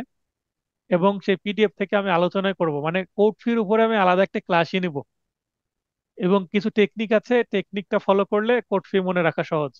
আর কোর্ট ফি রিলেটেড যে প্রশ্ন, সেটা এসআর অ্যাক্টের উপরে হয়, অন্য অ্যাক্টের অন্য আইনে কোর্ট ফি রিলেটেড প্রশ্ন বলতে বার কাউন্সিলের যে প্রশ্ন আছে, অ্যাডভোকেটের বিরুদ্ধে যে অভিযোগ, সেখানে অভিযোগ করলে ফি দিতে হবে, এবং মিথ্যা প্রমাণ হলে আবার জরিমানা হবে। এখানে শুধু কোর্ট ফির একটা বিষয় আছে, সেটা আবার কোর্ট ফি ফি একটা দিতে হবে, এরকম একটা বিষয় আছে। আচ্ছা, নিচের কোন মামলায় অ্যাড ভরলাম কোর্ট ফি দিতে হবে না? তার মানে বন্টনের মোকদ্দমায় কোর্ট ফি হচ্ছে 300 টাকা, নির্ধারিত 300 টাকা কোর্ট ফি দিতে হয়। তাহলে দলিল বাতিলের ক্ষেত্রে অ্যাড ভলোরম দিতে হবে, চুক্তি প্রবলের ক্ষেত্রে অ্যাড ভলোরম দিতে হবে, দখল পুনরুদ্ধারের ক্ষেত্রেও অ্যাড ভলোরম দিতে হবে। শুধুমাত্র বন্টন, বন্টন স্যার, বলতে স্যার বাটোয়ারা দখল মামলা বা পুনরুদ্ধারে, স্যার দখল পুনরুদ্ধারে কি অ্যাডভোকেট ওটাতে অর্ধেক না? দখল পুনরুদ্ধার বলতে এখানে 8 ধারাকে বোঝানো হয়েছে। আবার যদি 9 ধারাও চিন্তা করেন, তাহলে অ্যাড ভলোরমের অর্ধেক আর অ্যাড ভলোরম কাছাকাছি বিষয়। হ্যাঁ, মানে ওই দুটোই অ্যাডভোকেটই আছে, ওইটাই বললাম আর কি, শুধুমাত্র বন্টনের ক্ষেত্রে নয়। 300 টাকা বন্টনের ক্ষেত্রে ফিক্সড। নির্ধারিত 300 টাকা ফিক্সড, মানে বাটোয়ারা মামলা জি। যেটা আমরা বলি। সুনির্দিষ্ট প্রতিকার কত উপায়ে দেওয়া যায়? সহজ প্রশ্ন 5 উপায়ে, সংখ্যা নিয়ে প্রশ্ন আসতে পারে এরকম। মাঝে মধ্যে এরকম সহজ প্রশ্ন আমিও দিয়ে দিব, বার কাউন্সিলও দেয়। কোন প্রতিকারটি সুনির্দিষ্ট প্রতিকার আইনের আওতায় পড়ে না? সুনির্দিষ্ট প্রতিকারের আওতায় আর্থিক ক্ষতিপূরণ পড়ে না, যদিও এই আর্থিক ক্ষতিপূরণ বা টাকা পয়সা দিয়ে মিটমাট করে দেয়, কম্পেনসেশন দিয়ে, লিকুইডেশনের মাধ্যমে হয়, সোলেটিয়ামের মাধ্যমে হয়, অনেকগুলো নাম আছে। টাকা পয়সার বিষয় থাকে, মানে টাকা দিয়ে লেনদেন হয়ে যায় বা মিটমাট হয়ে যায়, এডিআর এর মাধ্যমে হতে পারে। তো যদিও এসআর অ্যাক্টে মামলা করলে আর্থিক একটা বিষয় থাকে, ক্ষতিপূরণ থাকে, কিন্তু সেটা কিন্তু সুনির্দিষ্ট প্রতিকার নয়। আমি চাইলাম বাড়ি, আমাকে বাড়ি না দিয়ে টাকা দিয়ে মিটমাট করে দিল। আমি চাইলাম মনে করেন যে আমাকে একটা গরু বিক্রয় করার কথা ছিল, কোরবানি দিব, সেই গরুটা আমাকে দিল না, করে দিলাম মামলা। ওই গরুটা না দিয়ে দিয়ে দিল অন্য গরু, মামলা হতে হতে পরবর্তী কোরবানি চলে আসলো, ওই গরু আর নাই, আরেকজন কোরবানি দিয়ে দিয়েছে, এখন বাধ্য হয়ে আরেকটা গরু দিতে হবে। আর্থিক যে ক্ষতিপূরণ, আমি যে টাকা নিতে চাচ্ছিলাম এর সাথে হয়তো বা কিছু অ্যাড করবে, কিছু বাজার মূল্য বেড়ে গেছে সবকিছুর এই অনুসারে, এবং ব্যাংকিং ইন্টারেস্ট যোগ করে একটা হিসাব হবে। তো যাই হোক, আর্থিক ক্ষতিপূরণ দিয়ে মিটমাট করে দিল। তো তাহলে আমি চাইলাম গরু, দিল টাকা, এটা কি সুনির্দিষ্ট হলো? হলো না। তাহলে এটা এসআর একটা অনুসারে, যদিও প্রতিকার, কিন্তু সুনির্দিষ্ট প্রতিকার নয়, নট স্পেসিফিক, জাস্ট রেমিডি, কিন্তু স্পেসিফিক রেমিডি না। বুঝতে পারলেন?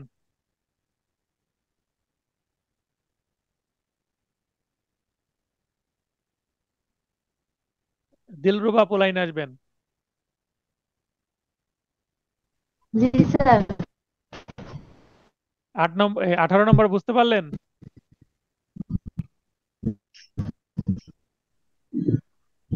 জি স্যার, বুঝতে পারছি। আপনার নেটওয়ার্ক তো অনেক স্লো দেখছি সেখানে। জি স্যার, আমার তো খুবই নেটওয়ার্ক স্লো। আমি ক্লাস তো একটু বাইরে বসে থাকি করি স্যার। ও, আচ্ছা ঠিক আছে, রবিতে একটু নেট বোঝার, পায় না স্যার আমার এখানে। আচ্ছা বোঝার চেষ্টা জি করেন, স্যার। ভিডিও থেকে বুঝে জি নেবেন, স্যার। রেকর্ড হচ্ছে, ভিডিও পাবেন। হ্যাঁ স্যার, আমি ভিডিও দেখি অবশ্যই, জন্য কথা বলতে পারি না লাইনে। আর আমি তো মানে উঠাতে হচ্ছে ক্লাস। আর তারপরে জি যদি স্যার। সমস্যা হয় মেসেজ করবেন, প্রয়োজনে হোয়াটসঅ্যাপে অডিও কলে আপনাকে সাপোর্ট দিব আলাদা, ঠিক আছে? আমি সবাইকে নিজ থেকে হোয়াটসঅ্যাপে সাপোর্ট দিব পরীক্ষায় এগিয়ে আসলে। এই মুহূর্তে আপনাদেরকে আমি অবজার্ভ করছি, কে কতটুকু অ্যাক্টিভ, কে ঘুমাই থাকে আর কে জেগে থাকে, এগুলো বোঝার চেষ্টা করি। তো ঠিক আছে, জি ধন্যবাদ। স্যার। মোহাম্মদ আলী সাহেব, সম্ভব হলে লাইনে আসবেন। সুনির্দিষ্ট প্রতিকার দেওয়া যেতে পারে, কোন ক্ষেত্রে দেওয়া যেতে পারে? অগ্রকর আদেশের মাধ্যমে, অ্যাডভোকেট কমিশনার নিয়োগের মাধ্যমে, বাটোয়ারা ডিগ্রি প্রদানের মাধ্যমে, এগুলো এছাড়া একটা বিষয়ই না। কোনটা বিষয়? রিসিভার নিয়োগের মাধ্যমে। রিসিভার নিয়োগের মাধ্যমে কে বলতে পারবেন? এখানে 5 ধারা রিসিভার নিয়োগের কথা বলা আছে, ঠিকই, ঠিক আছে, কিন্তু আর কত ধারায় রিসিভার নিয়োগের কথা বলা আছে এছাড়া একটা? 44 ধারায় আছে। 44 ধারায় আছে। তাহলে এখানে 44 ধারাও যদি আমরা এখানে পাশে লিখে রাখি, দুইটাই হবে। আর অন্যান্য ক্ষেত্রে এছাড়া একটার সাথে কানেকশনই নাই, সেগুলো পিওর সিভিল মামলা, অগ্রকর মামলা পিওর সিভিল মামলা, কমিশনার নিয়োগ সেটা অন্য মামলার ক্ষেত্রে হয়, এটা আলাদা কোনো মামলা হয় না। আর বা এটা হচ্ছে সিপিসির 75 ধারায় আছে কমিশন নিয়োগের বিষয়টা। আর বাটোয়ারা ডিগ্রি প্রদানের মাধ্যমে, এটা তো বাটোয়ারা মামলা, এসআর অ্যাক্টের বিষয় না, সেটা সিভিল মামলা, পিওর সিভিল মামলা বা অপ্র মামলা হয়। সরকার কর্তৃক কোনো ব্যক্তি তার জমি থেকে বেদখল হলে সে মামলা করতে পারে। দেখেন, সরকারের বিরুদ্ধে মামলা করা যায় না 9 ধারায়, তাছাড়া সকল ক্ষেত্রে পারা যায়। এখানে দখল উদ্ধারের, স্থায়ী নিষেধাজ্ঞার, সত্ত্ব দখল উদ্ধারের, কেবল সত্য ঘোষণার। তাহলে সত্য ঘোষণা বলতে ঘতে 42 ধারা কথা বলা হচ্ছে।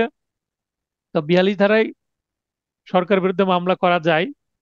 কোনো ব্যক্তি কোন সরকার কর্তৃক কোনো ব্যক্তি তার জমি হতে বেদখল হয়ে গেছে, সরকারের বিরুদ্ধে যেহেতু আমি 9 ধারায় যেতে পারছি না, তাহলে শুধুমাত্র আমি ক উত্তরে যেতে পারছি না।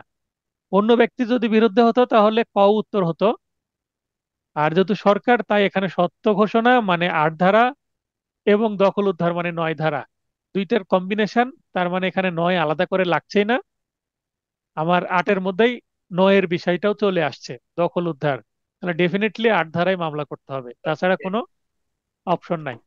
কারণ বেদখল হয়েছে, ঘোষণামূলক মামলা করা যায় সরকারের বিরুদ্ধে, কিন্তু বেদখল হয়েছে, ঘোষণামূলক মামলা শুধু করলে তো মামলা ফেল করবে, ঠিক আছে? আর স্থায়ী নিষেধাজ্ঞার মামলা, স্থায়ী নিষেধাজ্ঞার মামলা করে কি করবে? কারণ দখল তো আমাকে উদ্ধার করতে হবে, এই কারণে মামলার আকার এবং আকৃতি ম্যাচ করবে না। হ্যাঁ, স্থায়ী নিষেধাজ্ঞার মামলা কি সরকারের বিরুদ্ধে করা যায়? না, করা যায়, কিন্তু আমার প্রয়োজন তো নাই, বেদখল হয়েছে, আমার দখল দরকার। আর শুধু দখল নিতে পারবো না, তার মানে ক উত্তর হবে না, এখানে গ উত্তর হবে, কারণ 8 ধারায় যেতে হবে। কেন ক উত্তর হবে না, কে বলবেন?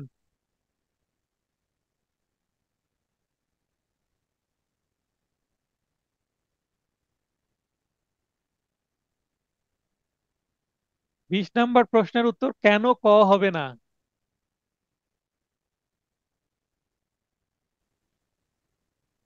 স্যার এখানে তো আমি আমি প্রথমত এখানে বেদখল হয়ে গেছি, আমার দখলটাও চাই, একই সাথে আমার সত্যটাও চাই। হুম। শুধু দখল উদ্ধার দিয়ে তো হবে না। না, এখানে আমার দখল উদ্ধার দিয়েই হবে। দখল আমার চলে গেছে, আমার দখলই চাই। এখানে ক কেন উত্তর হবে না আমি সেটা জানতে চাচ্ছি। যেহেতু আমি আটধারায় মামলা করব, আটধারা তো দুইটা বিষয়, সত্য এবং দখল দুইটাই। না, এখানে আমি আটধারে যদি মামলা করতে না চাই, সেক্ষেত্রে আমি ক অপশন কেন হবে না আমি সেটা জানতে চাচ্ছি। আর বুঝতে পারতেছি না। মানে কয় হচ্ছে 9 ধারাকে মিন করা হয়েছে। ক মানে 9 ধারা। 9 ধারে কি সরকার বিরুদ্ধে মামলা করা যায়? না স্যার। না। তাহলে আমি এটাই শুনতে চাচ্ছি। আমি বলেও দিয়েছি অলরেডি যে 9 ধারায় সরকারের বিরুদ্ধে মামলা করা যায় না। আর কয় হচ্ছে 9 ধারার বিষয়, এই কারণে ক উত্তর হবে না, এটা হচ্ছে উত্তর আমি যেটা প্রশ্ন করলাম। আর এখানে খ কেন অপশন হবে না, কে উত্তর বলতে পারবে এটা? দিলরুব আপু বললেন। স্যার আমি তো ক উত্তরের জন্য হাত উত্তোলন করছিলাম, যে কয় আচ্ছা, ধারায় সরকারের বিরুদ্ধে মামলা করা যায় না। আচ্ছা, ধন্যবাদ। খটা একটু বলার চেষ্টা করেন, খ উত্তর কেন হবে না বলেন। স্যার ইস- স্থায়ী নিষেধাজ্ঞা এখানে আসবে না, কারণ এখানে তো হচ্ছে সরকার আছে। আমরা জানি যে দুইটা ক্ষেত্রে যে সরকার এর বিরুদ্ধে মামলা করা যায়, আমরা দুইটা ধারাতেই দেখি, একটা হচ্ছে যায় না আর একটাতে যায়। এই জন্য স্যার সত্য ঘোষণা দখল উদ্ধারই হবে। আচ্ছা, আমি বলে দিই যে শুধুমাত্র 9 ধারায় সরকারের বিরুদ্ধে মামলা করা যায় না, তাছাড়া সব ধারাতেই করা যাবে স্যার একটের। ঠিক আছে? জি। তার জি মানে স্থায়ী নিষেধাজ্ঞার মামলা সরকারের বিরুদ্ধে করা যাবে, পারপেচুয়াল ইনজেকশনের মামলা। তো পারপেচুয়াল বা স্থায়ী নিষেধাজ্ঞার মামলা করা হচ্ছে সরকারের বিরুদ্ধে, করা যাবে, কিন্তু এখানে খ উত্তর কেন হবে না এবার প্রশ্ন। স্যার, বুঝাইতে পারছি না স্যার। বোঝাতে পারছেন না, কে বোঝাতে পারবেন না? আমার প্রশ্ন হচ্ছে খ উত্তর কেন হবে না। হ্যাঁ, রাজ্জাক ভাই বলেন। এখানে তো এতক্ষণ স্যার এখানে তো মামলা করার কথা বলা আছে, তাহলে 8 ধারা এবং 42 ধারা হবে এই জন্য আর কি। এখানে তো মামলা করার পরে স্থায়ী নিষেধাজ্ঞা হবে নাকি এটা। প্রশ্নে কি আছে? সরকার কর্তৃক কোনো ব্যক্তি তার জমি বেদখল হলে সে মামলা করতে পারে। মামলা করতে জি পারে, কোন কোন মামলাটি করতে পারে এটা জিজ্ঞাসা করা হয়েছে। জি স্যার। মামলার নেচার জানতে চাওয়া হয়েছে। তো এখানে খ কেন উত্তর হবে না এটা আমার প্রশ্ন।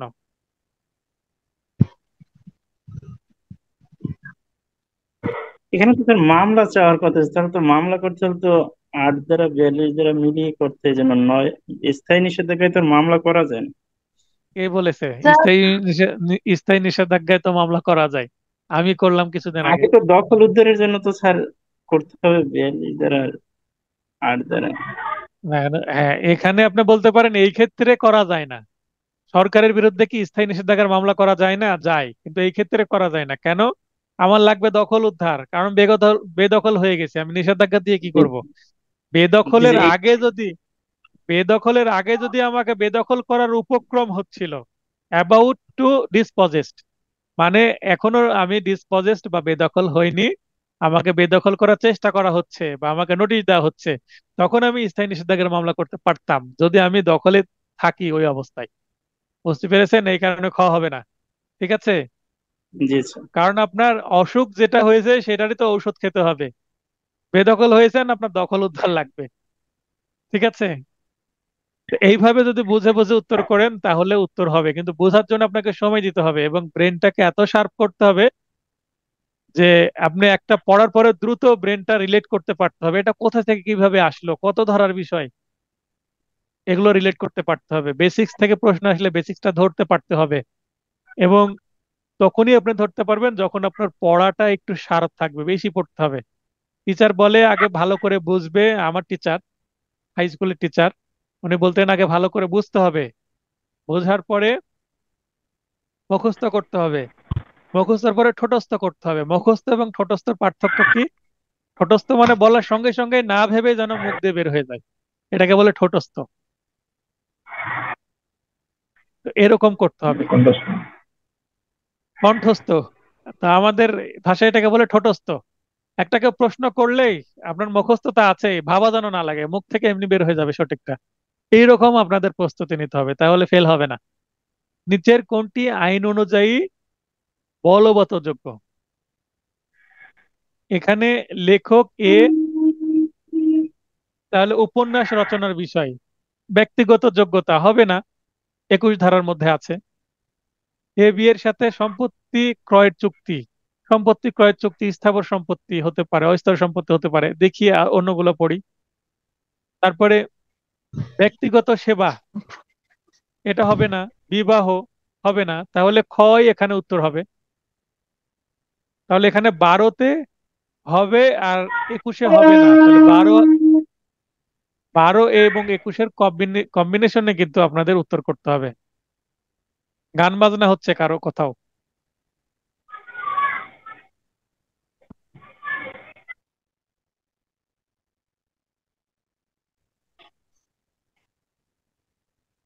একটি চুক্তি সুনির্দিষ্টভাবে বলবৎ করা যায় যখন, এখনো অনেকে ক্লাসে প্রবেশ করছে, কেন ভাই এত পরে ক্লাসে কেন আসার দরকার? ঘুমাইছিলেন, ঘুমাই থাকেন। একটি চুক্তি সুনির্দিষ্টভাবে বলবৎ করা যায় যখন, দেখেন ভাষা দেখবেন, এখানে আবার অনেকটাতে আছে যায় না যখন, যায় যখন, যায় না যখন, দুই ধরনের বিষয় আছে। তো এখানে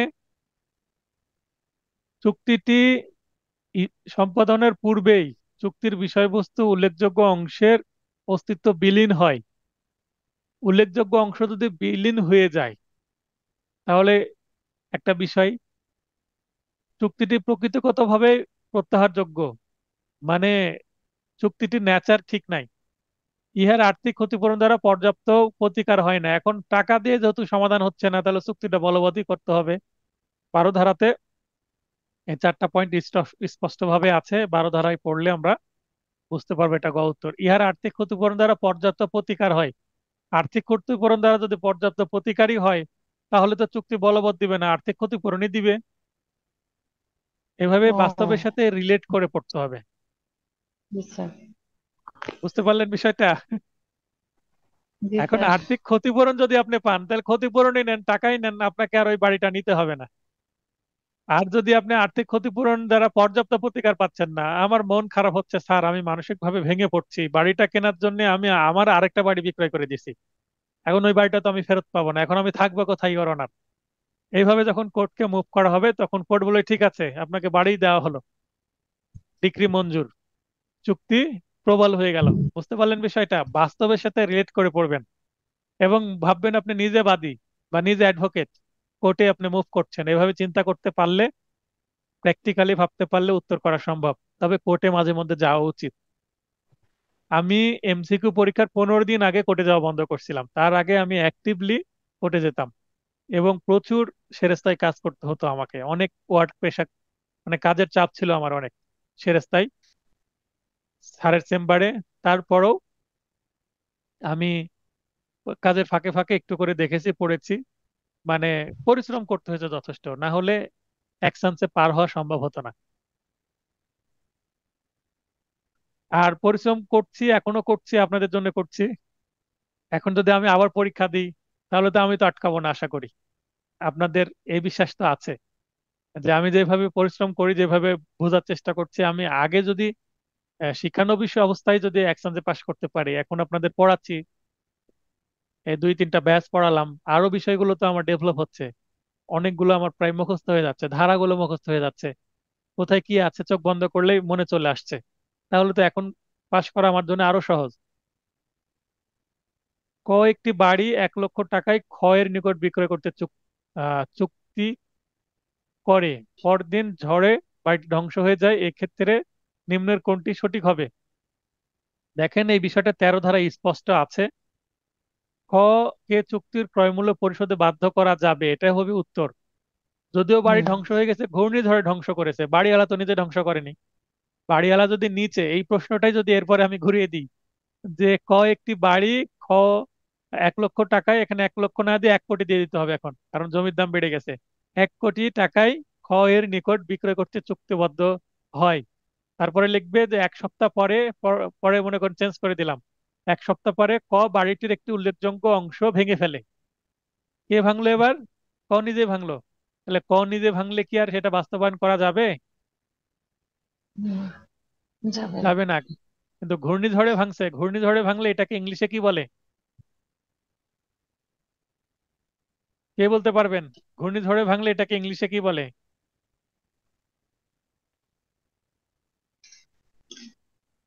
বলেন শিবলি ভাই। এটাকে দৈব ঘটনা বা অ্যাক্ট অফ গড বলা হয়, হ্যাঁ, দৈব দুর্ঘটনা। ঘটনা বা অ্যাক্ট অফ গড। দৈব ঘটনা, দুর্ঘটনা না। ন্যাচারাল ক্যালামিটির ফলে কোনো কিছু হলে এটাকে বলে অ্যাক্ট অফ গড বা দৈব ঘটনা। দৈব বলতে এখানে অপার্থিব, দৈব শব্দের অর্থ অপার্থিব, অপার্থিব, প্রকৃতিগতভাবে মানে আল্লাহ প্রদত্ত কোনো কিছু, মানে ম্যানমেড না।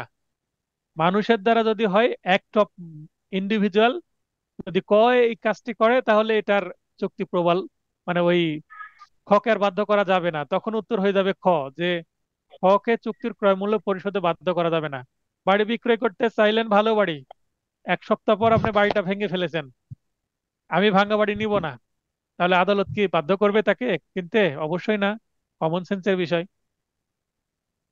যেহেতু ঘূর্ণিঝড়ে ভেঙেছে, কয়ের কোনো দোষ নেই, অতএব বাধ্য করা যাবে।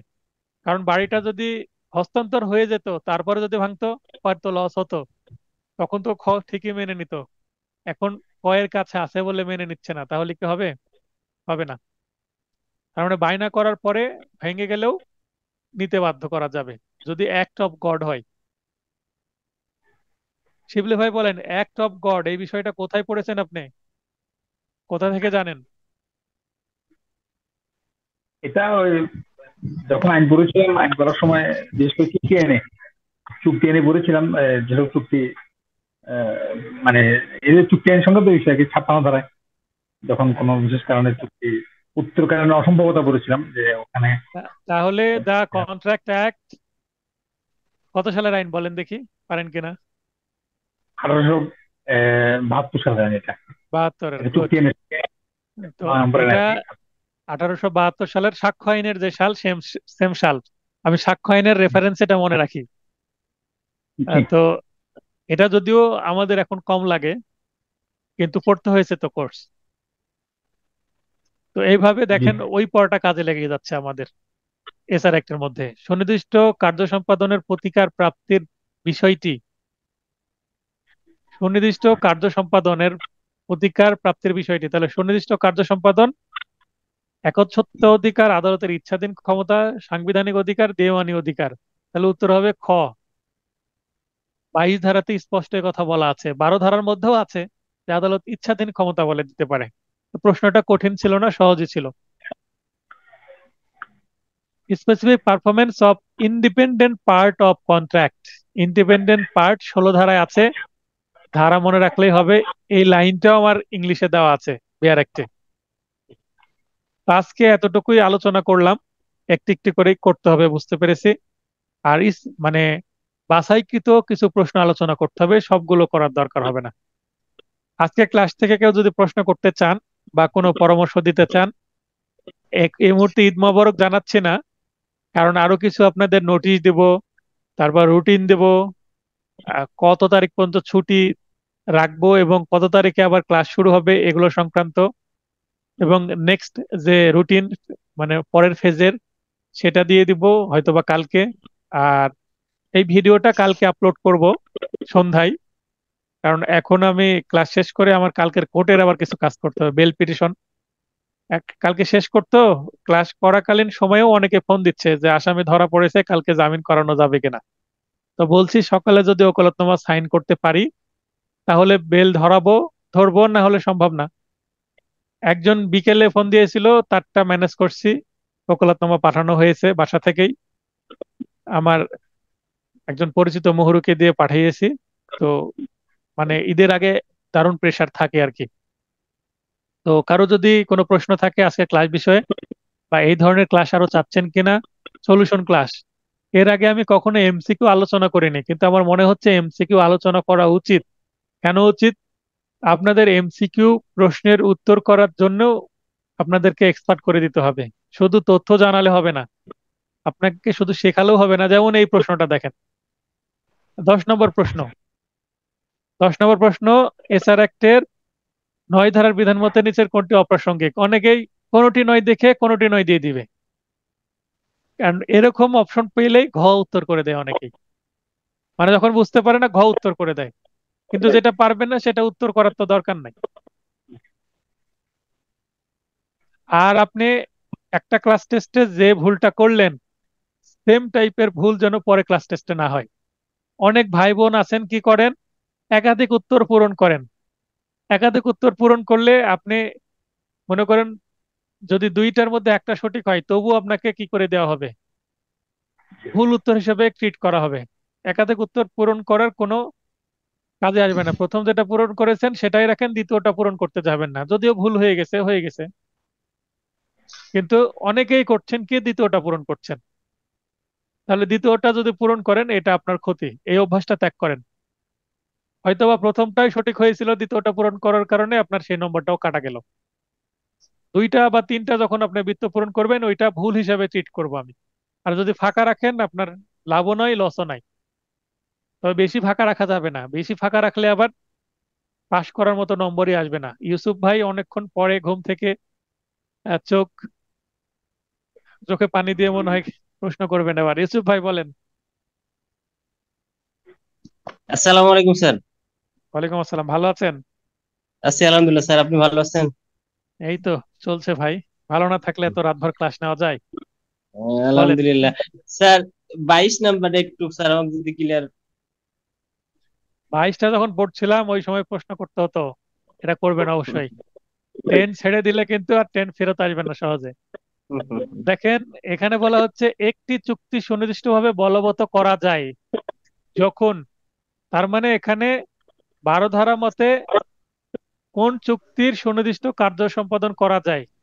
কোন চুক্তির সুনির্দিষ্ট কার্য সম্পাদন, চুক্তি বলবৎকরণ, চুক্তি প্রবল, ইংলিশে হচ্ছে স্পেসিফিক পারফরমেন্স অফ কন্ট্রাক্ট, 12 ধারার বিষয়।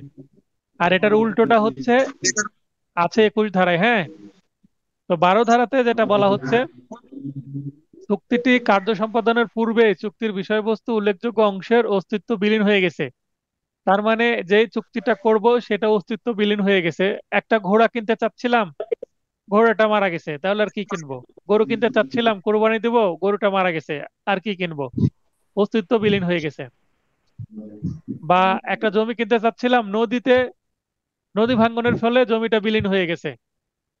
1 বিঘা সম্পত্তি কিনতে চাচ্ছিলাম, 2 কাঠা আছে, 18 কাঠায় চলে গেছে, তাহলে ওই জমি কি আর কিনবো? না স্যার। বুঝেননি বিষয়টা? কিনবো না। জি স্যার। তাহলে যেহেতু আমি কিনবো না, তাহলে বাদী যিনি মনে মনে করেন আপনি 1 বিঘা জমি কিনবেন নদীর ধারে, খুব পছন্দ হয়েছে, আর যে জমির মালিক সে বায়না করেছে আপনার সাথে, 2 লক্ষ টাকা দিয়েছে, আর 10 লক্ষ টাকা দিতে হবে, 12 লক্ষ টাকা। আপনি বললেন যে 2 মাস পরে রেজিস্ট্রি করব, তখনই টাকা দেবো। এই 2 মাসের মধ্যে আবার বর্ষাতে নদী ভেঙে 18 কাঠা চলে গেছে, আর 2 কাঠা আছে। এখন ওই বলছে যেহেতু আমি কিছু করিনি, নদীতে ভেঙে চলে গেছে, অ্যাক্ট অফ গড, এটা অ্যাক্ট অফ গড, অতএব আপনাকে নিতে হবে। এই অজুহাত যদি দেয়, তাহলে কিন্তু হবে না। কারণ এর আগে বাড়ি যদি ভাঙে, জমি তো আর হারায় যায় না। বাড়ি ভাঙলেও তো কিছু ধ্বংসাবশেষ থাকে, কিন্তু যদি জমি বিলীন হয়ে যায়, তাহলে তো আপনি কিছুই পেলেন না। জি স্যার। উল্লেখযোগ্য অংশ মানে বেশিরভাগই লার্জ অংশ। তাহলে লার্জ অংশ হলে এই চুক্তির সুনির্দিষ্ট বলবৎ করা যায় না। তার মানে ক উত্তর হলো না। চুক্তিটি জি স্যার। প্রকৃতিগতভাবে প্রত্যাহারযোগ্য। মনে করেন যে এক ব্যক্তি আরেক ব্যক্তির সাথে চুক্তি করেছে। কি চুক্তি?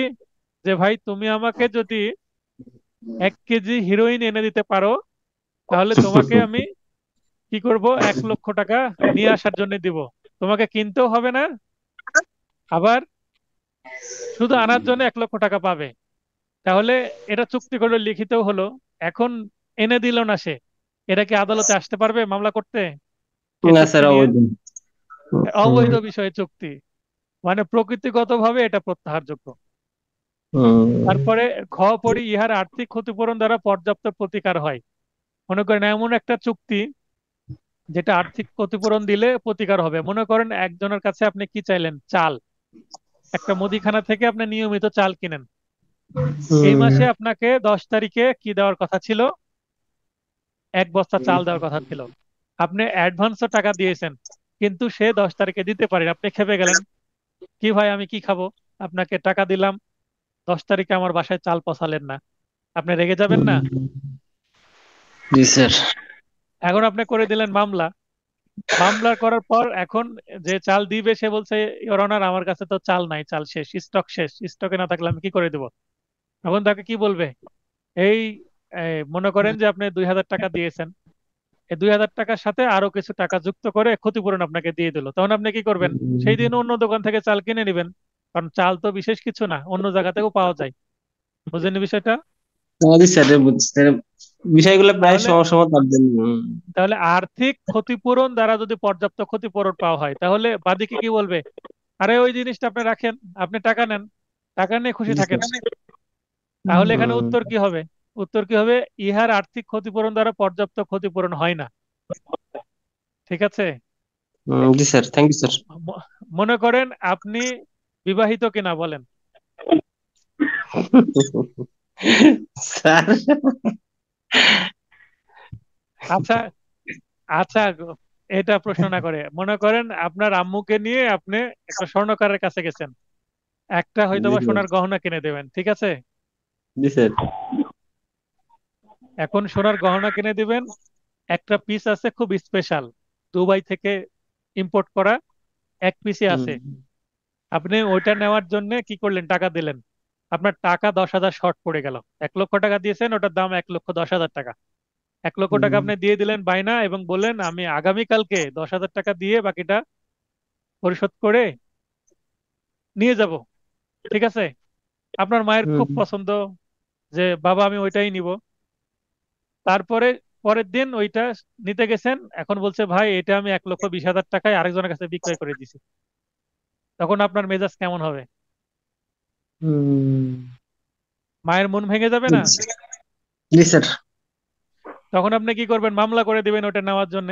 হয়তো ভাবছেন সে মিথ্যা কথা বলছে বা দিতে চাচ্ছে না, মামলা করলেন। এখন সে যে এসে বলছে যে এইটা তো নাই, আমি আরেকজনের কাছে বিক্রয় করে দিছি, তবুও আপনি যদি মামলা করেন, আপনাকে ওইটা দিতে বাধ্য, যার কাছে বিক্রয় করছে তার কাছ থেকে এনে হলেও দিতে হবে তাকে, বা সেম আরেকটা পিস ইম্পোর্ট করে এনে দিতে হবে, কারণ সেটা একটা ইউনিক পিস এবং তার সাথে ইমোশন জড়িয়ে আছে আপনার আম্মুর। তার মানে এটা আর্থিক ক্ষতিপূরণ দ্বারা পর্যাপ্ত প্রতিকার হয় না।